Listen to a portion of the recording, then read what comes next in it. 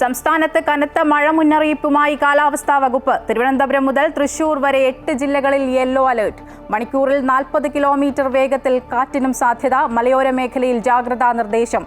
കേരള തീരത്ത് മീൻപിടുത്തത്തിന് വിലക്ക്. തിരുവനന്തപുരത്ത് വിദ്യാഭ്യാസ സ്ഥാപനങ്ങൾക്ക് അവധി.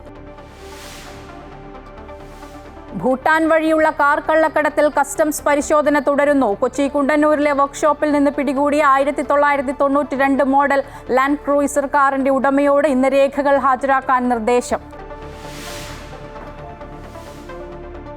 ഐക്യരാഷ്ട്രസഭയിൽ ലോകത്തെ അഭിസംബോധന ചെയ്ത് സദ്ഗുരു ശ്രീ മാതാ അമൃതാനന്ദമയി ദേവി മലയാളത്തിൽ പ്രസംഗിച്ചതിന്റെ രജത ജൂബിലി ആഘോഷവേളയിൽ ആദരവുമായി സംസ്ഥാന സർക്കാർ. വൈകിട്ട് അമൃതപുരിയിലെ ചടങ്ങിൽ മന്ത്രിമാരായ സജി ചെറിയാനും KN ബാലഗോപാലും ചേർന്ന് ആദരിക്കും. അമ്മയുടെ 72ാം ജന്മദിനാഘോഷങ്ങൾക്കുള്ള ഒരുക്കങ്ങൾ അമൃതപുരി ക്യാമ്പസിൽ പൂർത്തിയായി.